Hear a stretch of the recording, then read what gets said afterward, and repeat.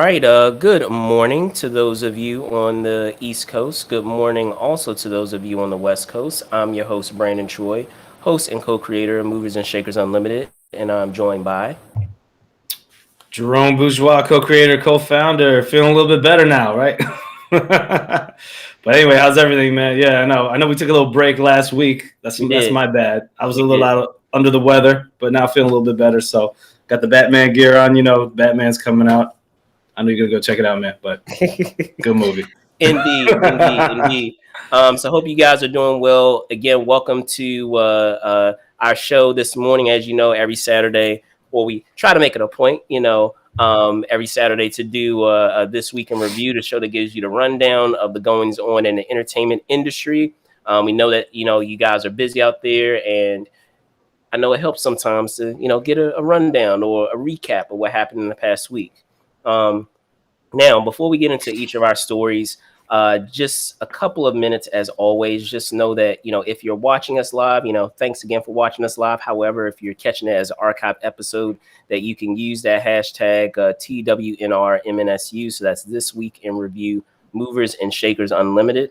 And then also you can be a Patreon supporter with us as well. So you can find the link just down below.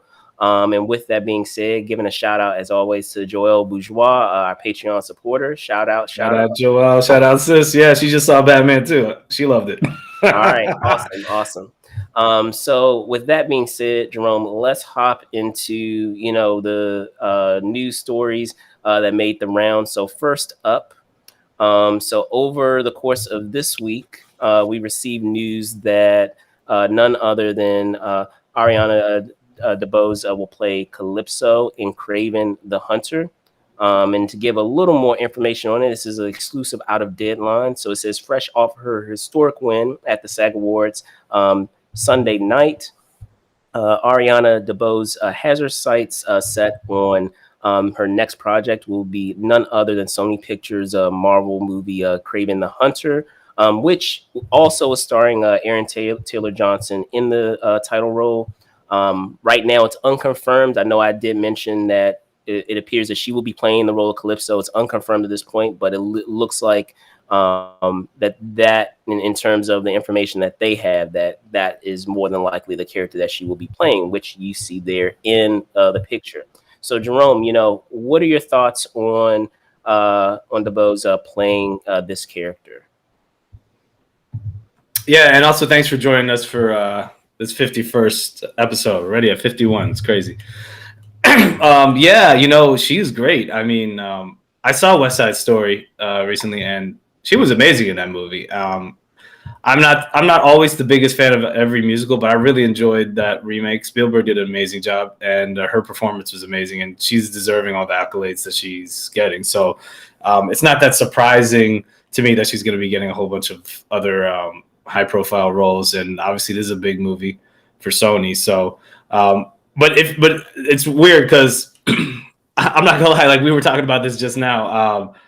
When I heard the name Calypso, I was thinking like Calypso of the Morlocks and X-Men. I was like, how is Sony doing that? But then I know you clarified that there's also this other character who's with KRAVEN. I guess she's Haitian. She's like a Haitian priestess. Or was it voodoo priestess? Yeah. She's a voodoo priestess. Yeah. So yeah, I mean, but then when I was looking up the origin of that character, I was like, oh, I could see like I could see how Ariana DeBose could play this character because all right. So I mean, I was just looking into her early life. I mean, just did a little research. Like she's Puerto Rican. I mean, she's mixed with her. She's obviously Latina, and she's like part Puerto Rican. But the specific accent she did in that movie West Side Story, like I feel like she could probably pull off a Haitian accent also. So I could see kind of why she got cast in that role. But I think this is it only solidifies also that if you get critical acclaim in if it's either a smaller film or just a drama or a musical or a non-superhero film, and then your name starts getting all revered, and you're getting a lot of a lot of press, and the industry's looking at you.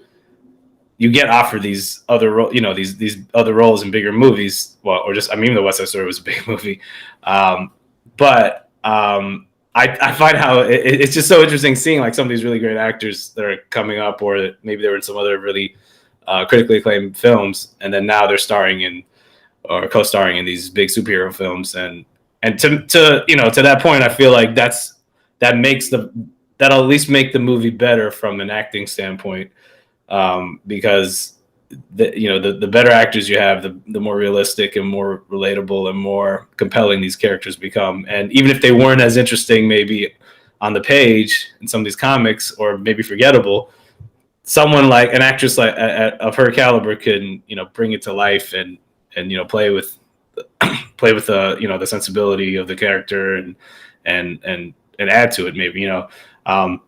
I mean, let's be honest, you know, like there's been tons of actors who've done this, and it's been to their benefit, and even though it could have also typecast them to a certain extent. I mean, I always think of like Wesley Snipes' Blade. Like, I don't remember much about how Blade really was before, but Wesley Snipes made that character, like, you know, his own. I'll be honest, I do remember the I mean, a cartoon, the cartoon. But go ahead, yeah. But even so, it's like it was just whatever. But I feel like Wesley Snipes really like he really made it. He added, you could tell he added sensibility. He made some decisions there that I don't think every actor probably would have, but I think that's a testament to how good of an actor Wesley Snipes is. And the same with Robert Downey Jr. If you look at how Iron Man was portrayed in like some of the cartoons or whatever, it wasn't the same. Like, he made him cockier. You know, he made him more of a playboy. I feel like he like increased that that the level of being a playboy and being extra cocky and whatever, and that changed his arc, and there was a lot more to play with. So I feel like that's what's great about bringing actors who have that skill set, and you know, who could bring depth and bring you know, layers to their performance, and as opposed to just, you know, maybe picking someone who just kind of looks like a character, or maybe, you know, they might be good at just doing action or something. Even though, I mean, that's important too for physical parts, but you have to have a true actor. And I just applaud any you know, filmmaker or studio who's actually takes some of these characters seriously, and actually tries to hire really good actors. Now, like I said, that's not everything. You know, you have to have a good writer, you have to have a good script, you have to have a good director. You know, you got to have, you know, everyone has to play their role, but at least on the acting front, like, she's definitely a good choice. Like I said, watch West Side Story. Like, she's amazing in it. She really is. So I'm glad that she's getting more opportunities. So big up to Ariana DeBose. So I guess here's my thing. You know, I know that Sony is doing their own separate universe, and they've been successful at it. We've had the Venom franchise thus far, and we'll very soon have Morbius. Yeah, thank you. We'll very soon have Morbius making his appearance in there as well. I would just say it just, and it kind of, you know, jumps off of what you said, piggybacks off of what you said. Just that idea that why it's such a big deal. I mean, don't get me wrong. Like, you know, it's great to win awards, and, you know, you want to be able to be recognized, you know, among your peers, you know, in that regard. So I guess in speaking to that, aside from being recognized by your peers, don't get it twisted that, you know, when you have these award shows, when you have those, you know, those after parties, you have those events that are either, you know, before the award show, maybe even as it's happening on the red carpet, you know, or if it's like in between like commercial breaks and things of that nature, that deals are always being made like during these award shows. And, you know, those are opportunities. That's why it's such a big deal. Whether you get nominated, whether you win, whether you don't win, it's such a big deal to be, you know, amongst that company, because, you know, that, speaking on the business side, there's an opportunity there to be able to, you know, utilize that for the next opportunity, you know, that you have, or the next career move that you have. So I'm sure, you know, perhaps in this regard, that whether it was this role, whether, you know, maybe some other roles that we have yet to hear about, that this, you know, the fact that she was there at the SAG Awards, and you know, I mean, it's the extra ice on the cake is that she won, but being there and being there among all of her contemporaries, provided the opportunity to have opportunities like this where you are meeting after award show, maybe at an after party, maybe, as I said, right there at the venue where you're discussing, I'm a big, you'll have someone coming, I'm a big fan of your work, I love to discuss potentially working together on this project. And it's always great to see to have things like that happen. So shout out to DeBose. I haven't seen the film yet, unfortunately, but it is on my to-do list. I've heard terrific things, just as you were saying, Jerome. That she did a terrific job in the film. So I'm looking forward to see what she brings to this role. I'm not hugely tied into all of KRAVEN. I'm aware of KRAVEN, at least kind of the main aspects of his character and how he fits in as in the rogues gallery of Spider-Man, but delving deeper into his origins and those other characters that kind of hover around him. I'm not as privy to, so it'll be interesting to learn more about this character, whether it's on the comics page or up on the big screen. But did you have any additional comments or thoughts? Well, I mean, also I would just say, like, historically, I mean, I don't know what the exact rate is of of people winning the SAG award and going on to win the Academy Award, but she's really, I mean, I think she's high up there in the running because I mean, obviously she's nominated. I mean, I haven't seen all the other movies that are competing for the actresses who are competing with her, but I think she has a good chance of even winning though too. So I mean, and it's the same with Will Smith, how he won the SAG award too. So like I said, it doesn't guarantee you're going to win the Academy Award, but it's looking good. So I can only imagine, even on the cusp of that, like if say she wins, the Academy Award, like, you might see some other big deals happening too.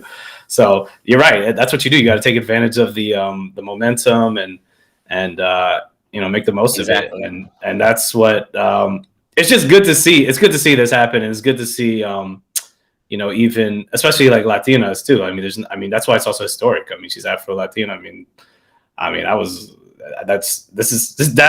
one of, well, don't get a controversy. Always talk about controversial stuff, but I remember that was the criticism of In the Heights. Even though whatever, I feel like that's kind of different type of feedback. But it's good to see that an Afro-Latina is getting all these accolades, and rightfully so. I mean, for her talent. Also, I'll say that the girl who played the Maria character in West Side Story, like she's Polish and Colombian, and I heard she's going to be in the Snow White movie. So it's pretty cool, man. Hey, I'm glad to see you got some more Latinos, making strides. So it's always good. And hey, I know there's room in the superhero world for some more diverse characters too. So that I feel like that's the last frontier for some of these or not last, but like one of the major ones that needs to open up a little more for Latinos. So Indeed. All right. So anyway, hopping into our next story. There was news perfect segue. Right? There was news this week out of Variety that artisans are hoping for a do-over with the Academy Awards before the ceremony begins. It's going to be taking place later on this month. But reason being is that the Academy of Motion Picture Art and Sciences have sparked outrage and frustration regarding their plans to award 8 craft Oscars before the live telecast and sprinkle it, if you will, over the presentations of the 3-hour show. And some of these categories include categories such as original score, documentary short, film editing, production design, animated short, live action short and sound, among others. So, Jerome, you hear this news of this decision. And what are your thoughts, man? What are your thoughts? All right. I know the argument that some people are going to try and make, which is still ridiculous to me, but whatever. I'll put it out there. Whatever these executives are thinking, because I mean, to me, it's very disrespectful too, and I know I feel like you would feel the same way too. But the argument I'm sure they're trying to make is, people aren't watching, the Oscars as much, which is true. The ratings have gone down. And they're like, it gets boring or blah, blah, blah. Not everyone's watching everything because they're trying to put it on the categories of people winning, which is kind of ridiculous because, if a show is entertaining, you should have a really good host or you should have, good performances spread out. It should be, it has nothing to do with winning. But I will say, I do understand the very tiny, small, ridiculous argument of, you can make an argument like with the Grammys or Tonys or whatever. It's true. They don't show all the categories. But here's where that doesn't make sense. Those shows have way more categories than the Oscars. That's the difference. Way more. You have best rap album, best R&B. You have best every genre of music. They don't do that with the Oscars? Is there best action movie or best comedy, best heart? No. So you can't even go there. That's why the Grammys has to do that. I mean, that show would be so long. And I mean, I kind of feel bad for some of those artists too, because they have to do that. But the Oscars is supposed to be the Super Bowl of award ceremonies. If people aren't watching every ceremony, the Oscars is at least supposed to be the one.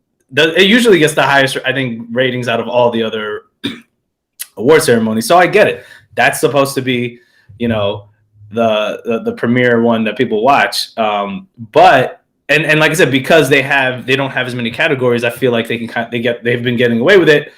And not get away with it. I mean, they're rightfully showing all the people who are, should be getting honor. What I'm hearing based on these articles, I was looking at some of these articles, is that they're considering maybe rotating the categories too, because these 8 categories.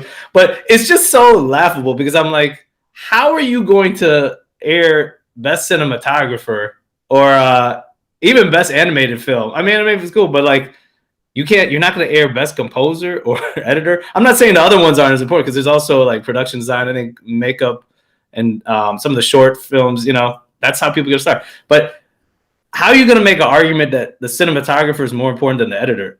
Your movie can look beautiful all day long, but someone has to put it together. There's no story without the editing is almost part directing, because that's where the movie comes together. You're shaping the story. And then composer, we know composers is and I know we know Academy Award editor, John Ottman. I'm sure I know you could probably speak on that. I haven't looked at his response, but I know he's probably pissed. But hello, try watching a movie with no music. Try.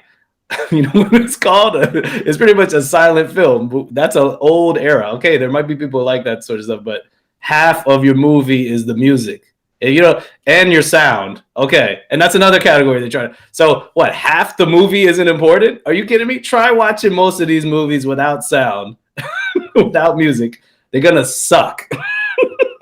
Straight up. So that is so disrespectful to the people who are integral to the film. Now, look, don't get me wrong. I'm not trying to say, there's a lot of categories that don't even get recognized. You don't see best gaffer or best, I mean, they do have visual effects. I mean, some of those people are parts of those teams. And that's another thing. I didn't see visual effects on there. Visual effects is important, but visual effects is more important than editing. You have to edit the visual effects into the movie. You know what I'm saying? I'm trying to understand. So it is shameful. I hope they put more pressure on the Academy of Motion Picture Arts and Sciences, because this is ridiculous. If you want to have more people watch your show, guess what? Get a really good host, someone who's funny, someone who's entertaining. Have a good structure. I like when Chris Rock was doing his, he was doing his thing. I mean, he hosted it twice. He was interviewing people in the local movie theater asking him about the nominees. Like, have some funny skits. Like, I mean, get Dave Chappelle to, host. I personally would like to see Jamie Foxx do it because he can do so many different voices and he's won an Academy Award. I think he would be hilarious because he could just make fun of all the guests in the that are the A-lister guests and like do their voices and stuff. And like, I think that would be hilarious. I don't understand why they can't get back to just having a really, really good show, meaning a really good host, really good performances. Like, even when they didn't have a host recently, I mean, I think for the last two shows, I think they didn't have hosts. When they had Eminem as a surprise performance, doing Lose Yourself, I thought that was cool. Like, stuff like that was cool. I mean, they can do stuff like that. Pizza delivery. I don't know if you remember the pizza delivery. That was funny. Like, they can do stuff like that. Exactly. So I mean, there are things that they can do still, but it's not about just cutting these categories. Now, maybe a thought could be, hey, why don't you just enforce? You can enforce like making sure that people don't talk too long, like cut away. I don't know, but let them speak. I mean, come on. I mean, and also. I don't think any of these categories really, should be cutting. I don't care because they're all important. Even the short stuff. Okay, maybe people might make an argument, the live short film or documentary, but guess what? That's how people get their start too. That guy, that football player, was it? I think it's Matthew Cherry, who won the best live short. About he's gotten a lot of work from that short film he did, that animated short that he won the Oscar for, and that's what inspired him. He was on my friend's podcast, Let's Shoot with Pete Edmond. He was talking about how he saw someone win an Oscar for short film, and that inspired him. He's like, you know what, I have a Oscar-winning short film that I can do, and he did, and he made it happen. I was like, what, you don't want to inspire younger filmmakers to try to have a chance to maybe have their work shown on the Academy Awards? I mean, I hope somebody really smacks some of these guys in the head and smacks some sense into them, because it's to me it's very offensive. Because I mean, I know also you edit too, like you do for this program. I'm an editor, I'm a filmmaker too. Like, it's disrespectful. I know what people do at every level. It's like, if you're gonna disrespect some people in the below the line jobs, you might as well just disrespect all of them, and then they'll all get pissed. I mean, what, you're only going to show, and they wouldn't do that, So picking and choosing, this rotating, no, they need to get back to make a really good show, have a good host, keep it tight, and like just limit people's responses. Then just, hey, be like, after you get like a minute, be like, you get a minute, maybe get like a minute to give your thank you speech. After that, then the music comes on. If they don't get off the stage, cut to something else, whatever. Too bad, but you got to do your little speech. They know it ahead of time. That's how I look at it. But I mean, this is just, it's ridiculous to me. So here's my thing. Part of it you already touched on. It's kind of laughable and very disrespectful to not have these appear, amongst the other awards, these categories.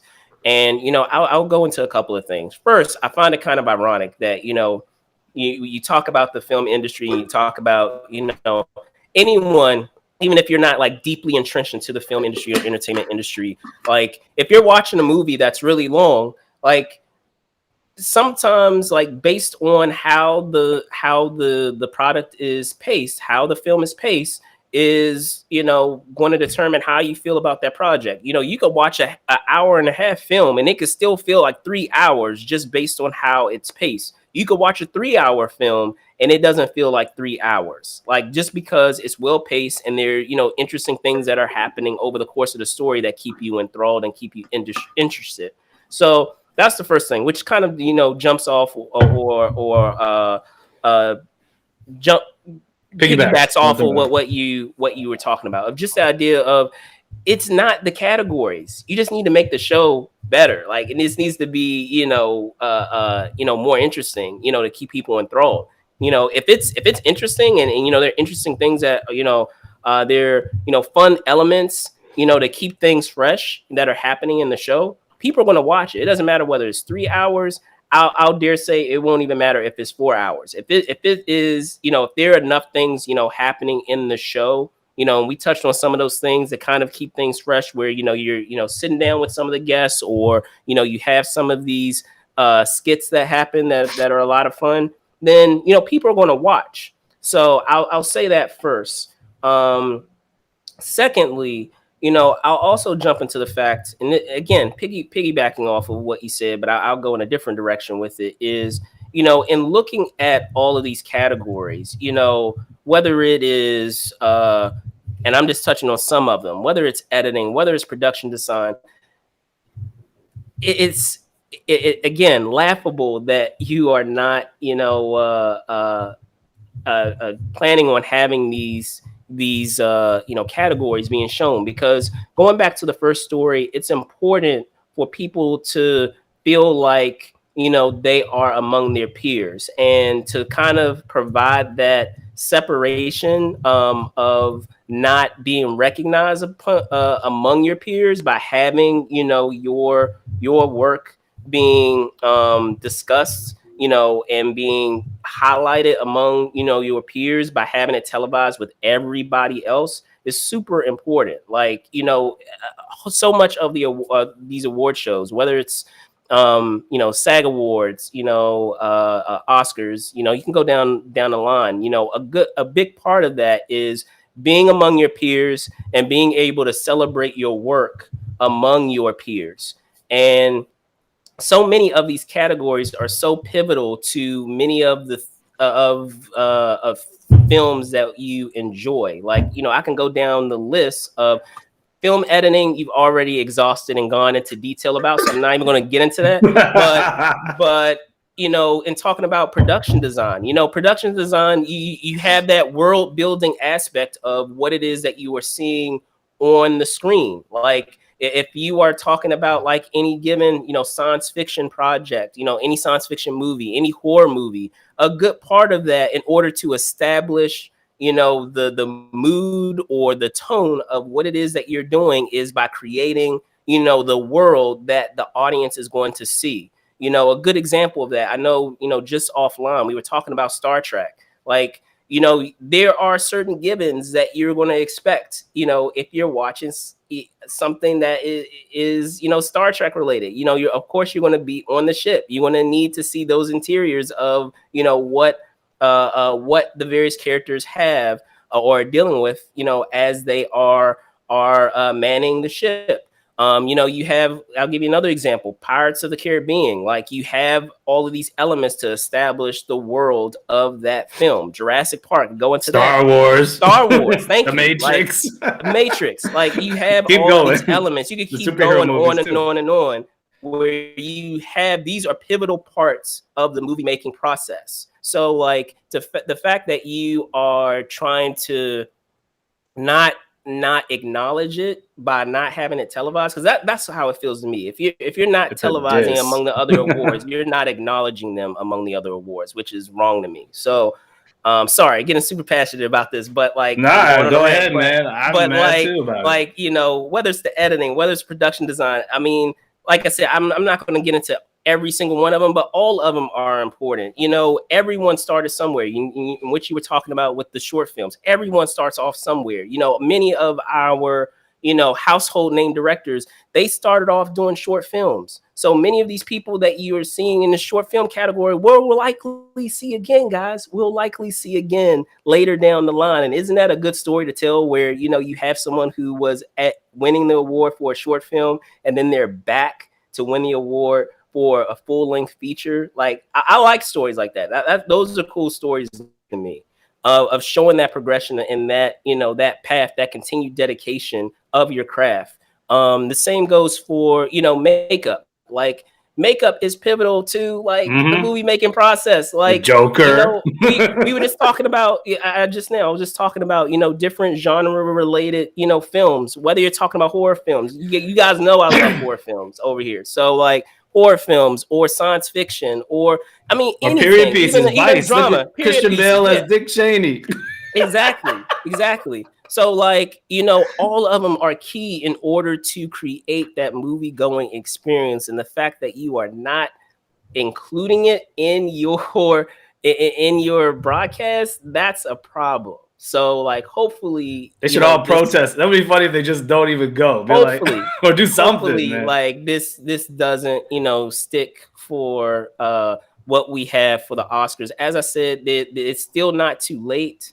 The Oscars are happening March 27th. So we still have a little bit of time, but yeah, I hope like we get an update on this and that things change and this isn't what ends up transpiring by the time the show comes around. Sorry, yeah, just two last things on the. Yes, I think I think it's also how they did it. I mean, regardless of how they're going to do it, is going to cause problems. But it sounded like the nominees were mad too because of there was just like this. All of a sudden, they had a Zoom call just saying, "Oh, hey, your category isn't going to be televised," which is terrible. That almost sounds like that HBO, that Warner Brothers announcement about, hey, all your movies are going to be also streaming simultaneously on HBO Max, which sucks.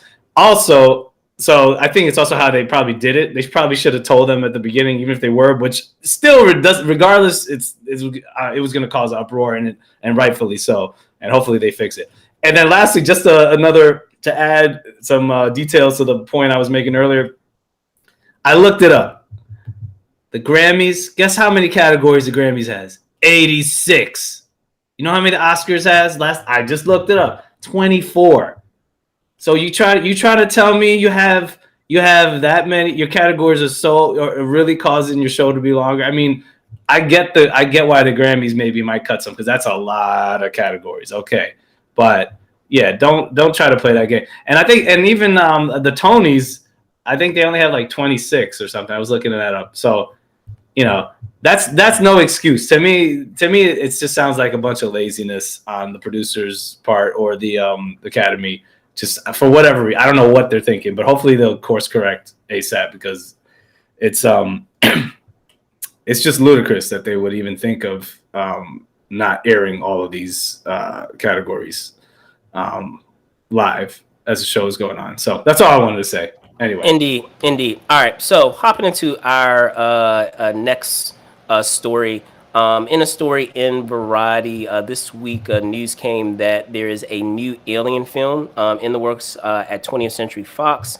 And it'll be directed by none other, and I apologize for butchering your name, man, but Fede Alvarez to helm the project. And from what we understand in this story as well, he'll also be penning the script for the standalone film, and it is intended to stream on Hulu. So, Jerome, I have so many thoughts on this, but you know what? I'm going to punt it over to you first because I have some thoughts. Go ahead.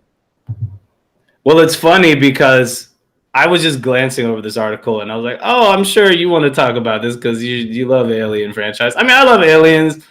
I like the Alien franchise too, of course, but I just think it's so played out. Like, I don't, after the Alien versus Predator films, which at least the first one I enjoyed, I feel like there's nothing left really. Like, I don't really care about seeing movies. It's just, I think it's played out. Now, when I read the article again in, what is this, Variety, it seems like they're following suit with, like I said, with that Predator prequel, Prey, because it's going to air. This is going to stream on Hulu, just like that movie is. So it looks like it looks like they want to. They're trying something different. They're like, hey, let's air it on our on a streaming service, and specifically Hulu. Hulu's a good one to stream on because of the type of shows and projects they have that meet that type of genre and that level of seriousness in a film.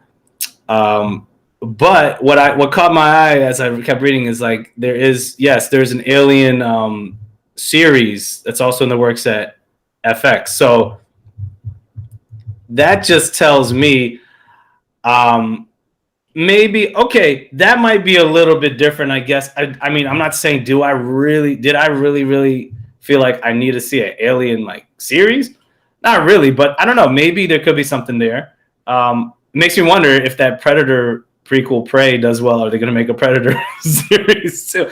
Which I mean, it could be done well. I mean, sometimes that's what you need for some of these franchises. Like if it's not, if you played out the whole, sequel installment method of, hey, let's just make another sequel, let's make another prequel, whatever, and it's just played out and it's not doing well or people aren't biting. that I feel like that's the new formula. It's like, hey, old franchise, some reason we couldn't continue. It's not making enough money at the box office. People don't really want to see another film. Maybe we do something just for streaming services, and then now we turn into a series, which could be, like I said, it could go either way. I mean, I'll probably check it out. Like I said, I have Hulu, so so I'll watch it. My thing is just, like I said, I'm not really checking for any of these sequels. It's not something I have high expectations for. I'm going in with very low expectations. I just really feel like the franchise has been played out. I don't see the reason of even just continuing as much. I don't know what other story, how much story is left. But some of these diehard fans, I guess they want to see it, and that's how the studios are playing their cards. They want to, they keep going through the cycle. Hey, let's try and revamp, remake, or redo a franchise that has a built-in audience, and maybe, like I said, if we can't make another film, let's make it a TV series. So I feel like, to me, that's what it sounds like. This Hulu streamed film, this film made for Hulu, is specifically supposed to do. Depending on how well it does, I feel like that's going to be a good jumping, a good jumping point for a series. And like I said, I think maybe for Prey they probably do the same thing, but I don't know. Yeah, you tell me what you think. The one last thing I was saying. What happened? What happened to? I thought Neil Blomkamp was supposed to be doing a sequel. I'm kind of glad he's not doing it, because I want to see him do some more original stuff. Stop trying to do other stuff. Okay. You tell me, you like aliens like that, so yes. So, all right, my thoughts. Okay, here we go. For aliens, I'm just like super confused. I'm like, okay, what are we doing here? Because like we had Scott, continue on the franchise that he had. On the path, the I guess you could say the prequel franchise that was leading up to the first Alien. Okay, fine. And there were elements of that were really cool. And there were elements of it where I was like, wow, okay, so how is that going to work if it's supposed to fit into this? And many other people, felt the same way too, in terms of what was done with David and how he played into, the origins of the alien species, of the xenomorphs, if you will. So with that in mind, just as you said, there are other projects that are on the way. We have a Predator prequel film coming, Prey, and we also have an Alien series, which I believe, if you guys can correct me if I'm wrong, but it's supposed to take place on Earth. I'll confirm that, but I believe it's supposed to, from news that has come, that it's supposed to take place on Earth. But with all that in mind, in terms of like the timeline and all these various things happening, when is all of this supposed to take place? Like, you have these two IPs where you have all these various different things going, but with these recent films, outside of course of like the prequel series, which was clear that it was taking place before the original franchise, where are these other projects supposed to take place in? And you just brought up Neil Blomkamp. And I'm like, speaking of, going back to what we were talking about of the Oscars, and mind you, it's nowhere near the level I feel of. It's not at the level of what's being done with the Oscars, but I just feel like Neil Blomkamp, and I'm speaking as if I know Neil. I don't know you, Neil, but based on the information that I understand of how things took place, is they did Blomkamp dirty, man. Like, in terms of how what was supposed to happen, from what I understand of the film that he was going to do and have done, and to kind of have it shelved, in order to continue on with the prequel franchise, with what we had with Prometheus. And don't get me wrong, like there are a lot of things of that franchise that I do enjoy. However, I still feel that Blomkamp had some awesome things that he was going to do with that installment that he has. So if you guys aren't aware, you guys can look it up. You can Google it. There's tons upon tons of concept art of, things that he had planned for that film. And if you're not aware, in terms of, again, knowing exactly where it falls, he had a definite plan of where it was going to fall. It was basically going to be a requel, which would forget Alien 3, and it would forget what is it, Resurrection? Alien Resurrection. Yeah, it would forget Resurrection, and it would pick up from Alien 2, and we would have a grown-up Newt, and we would still have Hicks back, and it would continue on from those relationships that were established in Alien 2. And basically like Terminator or Dark Fate. Following that format. That's basically what that was. But like some of the other things that he introduces, like concept art of like what the setting, going back to one of those categories, the production design of like where it was going to take place was really cool. Going back to makeup effects, right? Or it's not makeup effects, but makeup artists. They had some cool effects that they were planning on doing with this new gestation style that they were doing with the aliens. That, again, you guys got to check it out on Google of like, that a concept art. I highly recommend it. And he had tons and tons of this stuff, and he has it ready to go versus, trying to go back to the drawing board and trying to do something different where you already have something cool right here that you can. How did it fall apart though? I don't remember what made it fall apart. I don't remember. I mean, I heard that he was supposed to be doing. From what I understand, and I didn't look it up. From what I recall, like they had both his film and they had Scott's film going, about to be, in those early stages. And because they didn't, if I recall, now I'll look it up again, but I believe that they said that they didn't want to like confuse audiences by having two, separate Alien things going. So they settled on doing Ridley's franchise, and they said after that, if the installment, did well enough that, they would revisit doing Blomkamp's film. But like he had so much cool stuff. As I said, like look it up, guys. He had so much cool stuff that he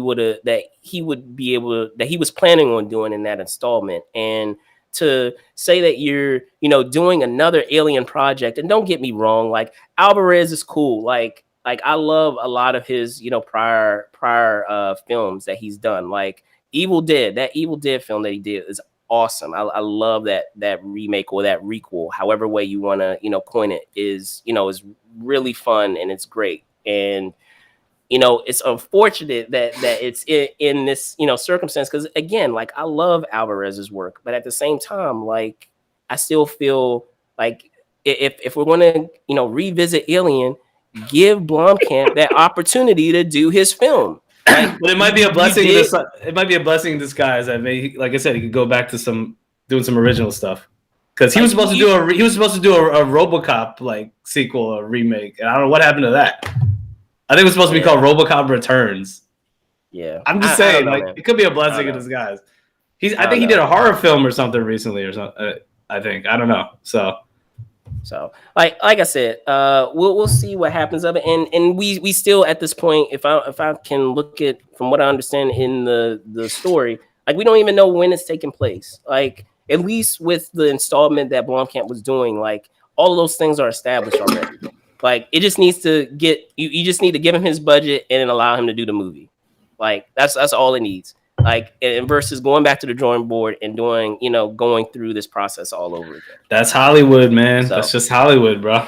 So you don't have the money, when you're not, whoever controls the money that makes these decisions. That's just how it is, man. We'll see.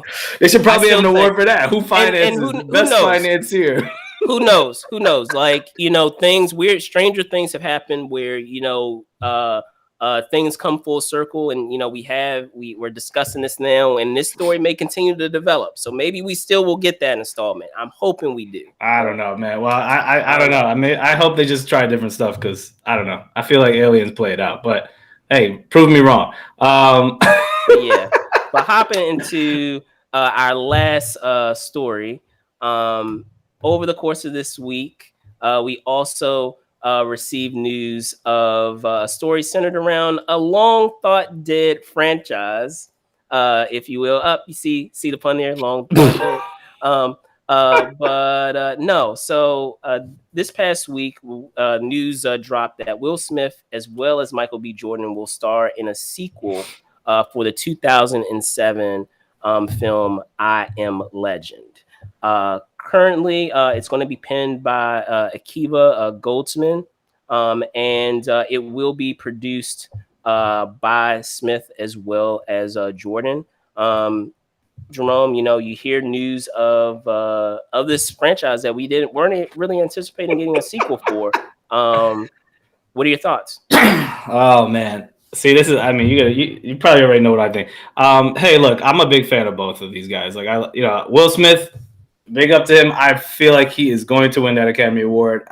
For King Richard, and he won the SAG Award, and he won the BAFTA and the Golden Globe. So he's on his way. So this also might be another one of those things we were just talking about. Ariana DeBose, like, hey, all the Academy Award attention. Hey, let's try and greenlight some other projects and get them going, even if it's before the Oscars. And Michael B. Jordan, he's great too. I mean, I like the projects he's in. I don't know, for I Am Legend, like I said, they could prove me wrong. I don't know. Just the idea of I Am Legend in general, I thought was, I mean, I enjoyed the movie somewhat, but I felt like it was false advertising because they're like, he was supposed to be the last man on the planet when he clearly wasn't. You watched the movie, which I think that took away from the idea of being the last human on Earth with a zombie vampire apocalypse.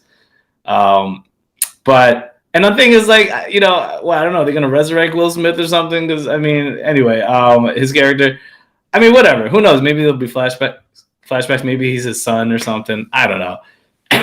maybe it could be something different.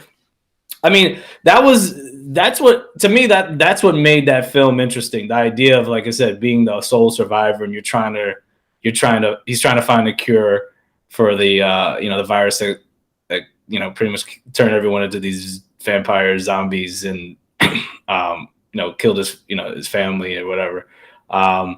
So I thought that aspect was great. The idea of, like, I mean, if they're gonna really go in that direction, maybe Michael B. Jordan might be the last guy. I don't know, but to me, that's what was intriguing, because, like I said, the whole zombie and vampire genre has been done so many times. Like, that was the only thing that was making me feel like, okay, this is kind of a little bit different. Instead of see how he could survive, and do and figure out a way through this madness, or try to cure people like he was supposed to be doing. That was why he was continuing to do what he continuing to survive. I mean, he's a virologist or whatever.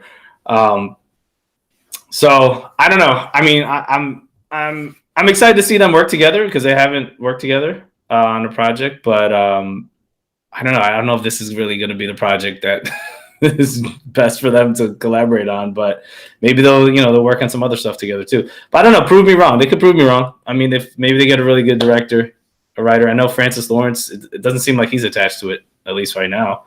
Maybe they'll go in a different direction. But I definitely wasn't thinking that they would make a sequel to this. Because also another thing is, Will Smith I feel like he has other movies that they could make sequels to that would probably be more interesting, like iRobot, or even Hancock. I thought Hancock was going to get a sequel. I'd rather see that. I hear you. Or what else? So what's another one he did? Or have him come back into the Suicide Squad franchise, and maybe he'll be in the third one. Or the hopefully it won't be another reboot. Yeah, it's just kind of odd that out of all of his franchises, like, hey, let's do a sequel to this one. I mean, it is what it is. But you tell me what you think. No, I hear you. So I know we were just talking about DeBose earlier, and as someone who is, and I feel is this way if you are an actor, but it's this way, I feel, in any of the disciplines. When it comes to the entertainment industry, and it's very fascinating how this kind of works, is the entertainment industry is very much a business of peaks and valleys.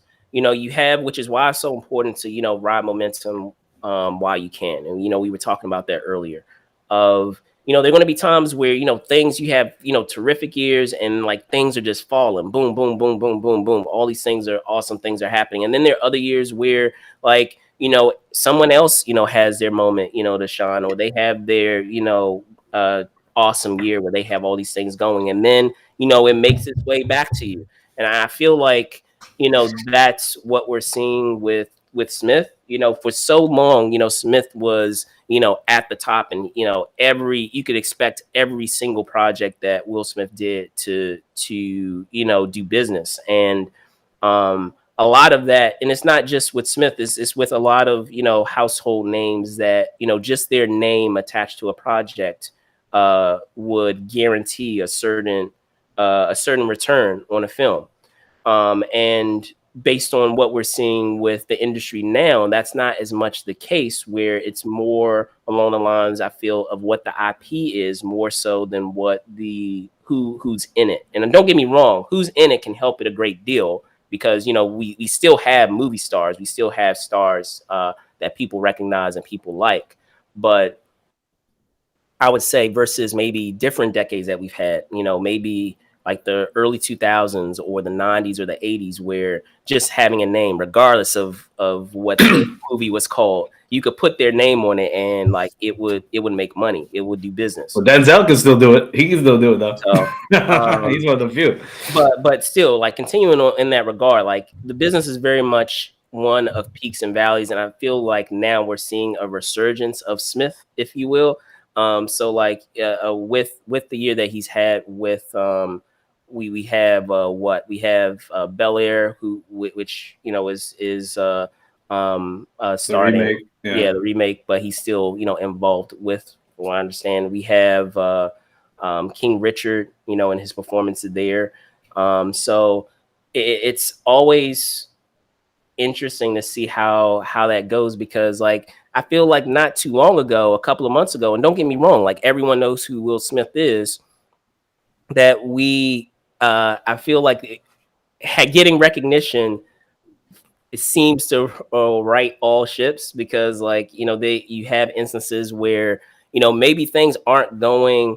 Don't get me wrong, like I don't want you to cry, like many of our stars are River, because they have they're very fortunate in what they are able to do and how they're compensated. But at the same time, like they may have things that are happening amongst what they're doing in their businesses that may not be falling or dropping the way that they would like. And then boom, you do you have an amazing performance in a project, and that can kind of like jumpstart everything all over again. And I feel like that's what's happening here, because I mean, don't get me wrong, Will Smith. My Bad Boys for Life did really well though, so I don't know about it. It did. that kind of brought it back anyway. It did. But I guess more so critically. But that also got pretty good reviews, I think, for an action movie. So that franchise. Like I said, it's really interesting on how that plays out, of how you have those peaks and valleys over the course of your career, and then just riding that wave, man. Like as soon as things start climbing again, riding that wave and taking advantage of it. Now, with that in mind, I find doing this sequel an interesting choice. Like it would have been cooler to see Will Smith to do something, another major another role that would challenge him as an actor. Not to say that I'm Legend, there are a lot of elements in that are interesting, but at the same time I feel like it's a tentpole film versus doing more art house fare, where he's given an opportunity, or he takes advantage of the opportunity to do something else. And it seems like it's a very interesting choice to jump into doing a franchise right after getting into winning a SAG award, and potentially winning an Oscar as well. So like I don't know what your thoughts on it are, but it just seems like a very interesting choice to choose as a project coming off of the momentum of hearing about and I could be wrong. He could have already kind of had it going, or maybe it's gonna help greenlight it faster. Yeah, it was going to help greenlight it faster, but at the same time, I feel like it could have been an opportunity, and we talk about it all the time here. It could have been an opportunity to do a smaller film, A, to challenge yourself with a new role, but B, provide that as an opportunity for, perhaps some other artists that you're also, mentoring along to be a part of that project and to, give them, an opportunity and shine some light on their talents as well. So I don't know how you feel about it, but go ahead. No, I understand what you're saying, but I kind of disagree though a little bit, because I feel like he's always been doing this though. Like he's always been doing like a big film. He'd do like a really big film or a few big films, then he'll have like a more dramatic or a more challenging film. And then he would kind of follow that pattern. Then what happened was it seemed like some of those big films, they didn't do as well, maybe. So then I feel like he kind of changed. I feel like he could continue doing big films if he wanted to, but I think he made a decision just based on what I've seen. And also if you look at some of his interviews, that he seems to be making a specific effort to be in more challenging roles. And he has done that recently, or smaller films. I mean, if you saw him, obviously he did back, even when he started though, he did it from 6 Degrees of Separation. Of course, he was in Fresh Prince of Bel-Air. That was how he really got to start after music. But when he did 6 Degrees of Separation, then he kind of went back to that with he did Enemy of the State, and then Ali, Pursuit of Happiness, and then he was getting nominated, but he didn't win for the Oscar. But then he got he did like 7 Pounds. And then eventually, like Collateral, Beauty, and Concussion. Even though Concussion, I think he should have got nominated, where the whole idea, because he was challenging himself with the accent and everything. I thought he did a great job in that film. But I kind of feel like maybe because he didn't really get recognized for that, which he should have, he probably was just like, nah, he probably just kept going in that trajectory. But like but you saw Suicide Squad, that he still did films like Suicide Squad, and that did really well, even if it wasn't critically acclaimed. That made a lot of money. And even other films like Focus, I mean, he was doing kind of smaller film, even Hitch, but even some of those films were hitting, some of those were doing well, even if Focus didn't do as well. But I feel like he just kept focusing now more on the smaller films. But he has another movie, Emancipation, coming out with Antoine Fuqua. It's going to go on Apple TV Plus. And remember, he also did Bright. That was a big movie on Netflix, but it's just a different pattern. Like some of those bigger films are going, they're just not being released. Yeah, they're more on streaming services. So he's kind of like, going and having them being released in different, with different strategies on different platforms. But I just feel like, it's interesting to see now he's coming back to the whole,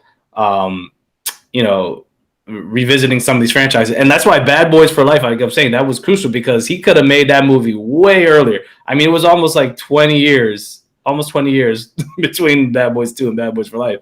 And it did well though. And they released it in January, which is pretty crazy. So I felt like he could have kept going. Like he probably could have done a Bad Boys 4, but he's trying to, I feel like he's making a conscious effort to, like, if he revisits some of these big franchise films, he wants to make sure that they're good as much as possible, because I feel like not all of these sequels or all these big films have been doing as well, or they weren't, maybe they could have been better.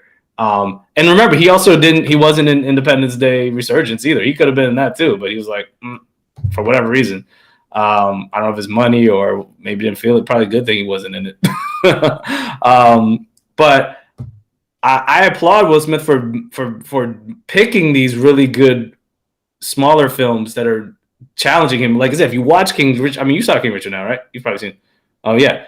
I mean, he's so good in that film. I'm like, yes, like I feel like he's now really, he's at that point in his career where like he could really show people like, look, I wasn't just some rapper who turned actor, TV star, that just movie star. Like, I'm a real actor. Like, I mean, I feel like he's shown that before, but now it's like, you really can't deny him in that role. I mean, and I feel like this is his year. So, but I feel like because he also is a movie star and like he likes doing these big films or whatever, like that's still part of what he does. So I feel like he's always going to balance that out. So maybe to me, it's just an odd choice picking the I Am Legend sequel, but who knows? I mean, maybe they have a really good story behind it. There's some vision they have. Okay, maybe it works. But like we were saying before, I feel like iRobot or Hancock, if I was going to see a sequel to a big movie, I'd rather see those sequels of those films maybe. Or I don't know. Or obviously another Bad Boy sequel, but they could wait for that. But well, here you go back to Suicide Squad, right? We just had part of that, but the thing is, that's not really his franchise. Like, he's part of that, but yeah, I feel like he'll come back to that when they do that. I mean, I feel like that's why they purposely didn't replace his role with Idris Elba. They just they were like, oh, he's a different character, which worked out well. I think worked out well, and it'd be great. It'd be hilarious when if they could go at it. It could be Deadshot and Bloodsport. Going at it. I don't know. Like I said, just at the end of the day, like, yeah, it just seems like a really weird choice to do. Yeah, it is. This film after an awards, just coming off the momentum of winning the SAG award. This winning an award. You gotta understand budget though too. Like budget, like. It gives you momentum for anything you do. Like, just look at any like look at Halle Berry. Okay, she made a bad mistake doing Catwoman. But she wouldn't have got that movie probably if she didn't win the Cat. You know what I'm saying? Now that was I get you. Whatever. But I mean, she still was Storm. She's doing other. Like stuff like this happens. Like, you got to remember. Look at the opposite. There's people like Marissa Tomei. She won the Academy Award back in the day for My Cousin Vinny. She wasn't really in much after that, but then she kind of had this resurgence later, which was really cool. She got nominated. So some people, they don't always take advantage or maybe they just don't get the offers I don't know. It doesn't always guarantee you're going to get that. So making the most of whatever you can for any project you're doing, I mean, that's what you do. I mean, and I was going to say, again, I could be wrong. Like, maybe it was already it could have been already in the bag, so to speak, of doing, and it just happened to be a coincidence that the news followed him winning the SAG. But it timing wise, it just seemed like maybe this was kind of on the back burner and they were still negotiating, and him winning helped to immediately greenlight it. That's how it seems. I have no proof of that, mind you, but just knowing how the industry works a lot of times, where you're constantly negotiating. You can't get the studio on board, and then something happens to demonstrate something that you've done, an accomplishment that you've recently made, that boom, all of a sudden magically it gets green lit, or boom, suddenly it's going to get made. Yeah, so, no, that's true. Yeah, but he's also been killing it on the producing front, because don't get it twisted. He produces the Cobra Kai. Cobra Kai, man, that series is amazing, and I'm like, yo, he's not even in it. For sure. But his companies. Sure. So he's doing things. It's just for his solo big projects, it seems like I feel like he's just being more selective maybe now. But I don't know.